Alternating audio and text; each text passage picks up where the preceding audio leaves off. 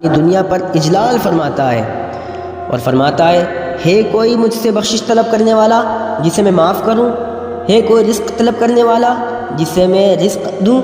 ہے کوئی مصیبت زدہ کہ اسے میں عافیت دوں۔ ہمارے پیارے نبی صلی اللہ تعالیٰ علیہ وسلم کی ایک اور پیاری سی حدیث تاریخ مدینتی دمشق جلد 61 کے صفحہ نمبر 250 پر ذکر ہے۔ حضرت عائشہ فرماتی ہیں کہ رسول اللہ صلی اللہ تعالیٰ علیہ وسلم شعبان کے علاوہ کسی مہینے میں اتنی کثرت سے نفل روزے نہیں رکھتے تھے، اور وجہ کیا بیان فرمائی؟ حضرت عائشہ فرماتی ہیں اس لیے کہ اس مہینے میں جینے مرنے اور حج کرنے والوں کی فہرست تیار ہوتی ہے۔ اور ہمارے پیارے نبی صلی اللہ تعالیٰ علیہ وسلم اس رات میں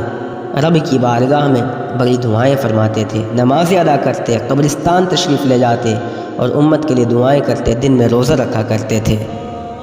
اور بھی حدیث کے بہت سارے علماء نے شب برات کا ذکر فرمایا۔ سیاہ ستہ کی ایک اور مشہور کتاب ہے جامع ترمذی۔ امام محمد ترمذی نے حضرت عائشہ کی روایت نقل فرمائی ہے اور ثابت فرمایا کہ نبی پاک صلی اللہ تعالیٰ علیہ وسلم کا آج کی رات قبرستان جانا اور اللہ سبحانہ و تعالیٰ کا اس رات میں آسمانی دنیا پر اجلال فرمانا اور جسے چاہنا اس کی بخشش فرما دینا ثابت ہے۔ سیاہ ستہ کی ایک اور کتاب ہے سنن ابن ماجہ، اس میں شب برات کے متعلق مستقل ایک باب باندھا گیا ہے، اور امام ابن حبان نے اپنی کتاب صحیح ابن حبان میں شب برات کے متعلق باب قائم فرمایا ہے۔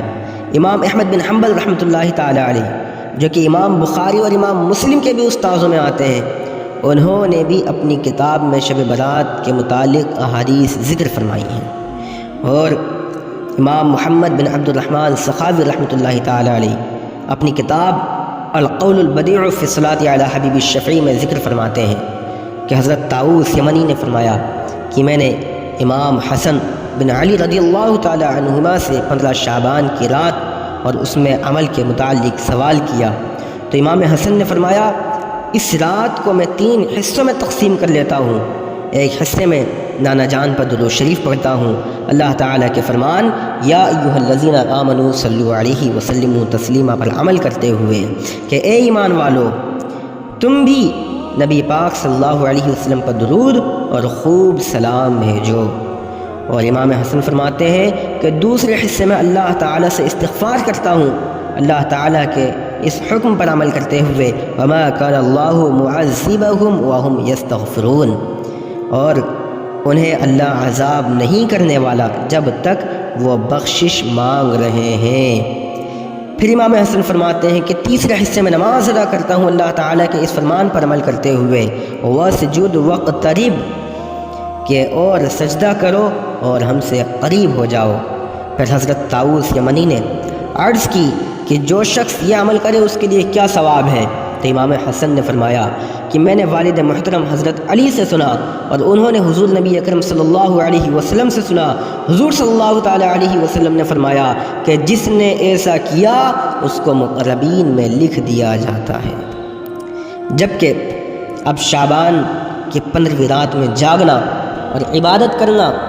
احادیث سے اور ہمارے بزرگان دین سے ثابت ہو گیا، تو آج کی رات میں پڑھنے کے لیے چند نفل جان لیتے ہیں۔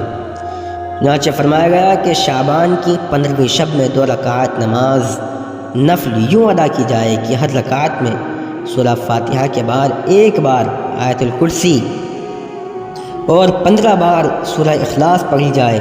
اور سلام پھیرنے کے بعد 100 بار درود شریف پڑھ کر ترقی رزق کے لیے دعا کی جائے، انشاءاللہ اللہ سبحانہ و تعالی برکت عطا فرمائے گا۔ ایک نماز کا ذکر یوں کیا جاتا ہے کہ اللہ تعالیٰ کی مدد اور نصرت حاصل کرنے کے لیے 2 رکعت نماز یوں ادا کی جائے کہ سورہ فاتحہ کے بعد دونوں رکعت میں 11 بار سورہ اخلاص پڑھی جائے، انشاءاللہ تبارک و تعالی اللہ سبحانہ و تعالی حاجت پوری فرمائے گا۔ جو چاہیں وہ صلاۃ التسبیح بھی آج کی رات میں پڑھ سکتے ہیں۔ طریقہ صلاۃ التسبیح کا یہ ہے کہ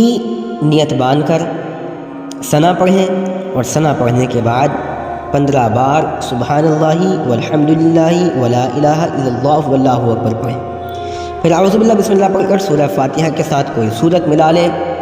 اور پھر 10 بار اسی تسبیح کو دہرائیں۔ پھر رکوع میں جائیں، رکوع میں سبحان ربی العظیم کے بعد 10 بار تسبیح پڑھیں، رکوع سے کھڑے ہوں سمیع اللہ لمن حمیدہ کہتے ہوئے، پھر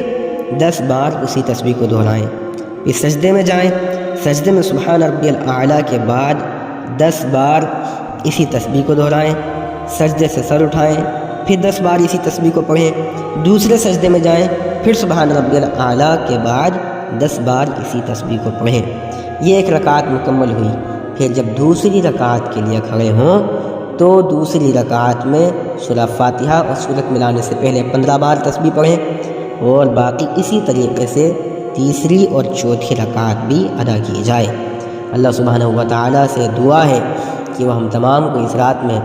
زیادہ سے زیادہ عمل کی توفیق عطا فرمائے، ہماری مغفرت فرمائے، اور شر پسندوں سے، ایسے شیطانوں سے جو کہ عبادت سے روکتے ہیں اور اللہ اور رسول کے طریقے سے روکتے ہیں، ہم تمام کی حفاظت فرمائے۔ آمین یا رب۔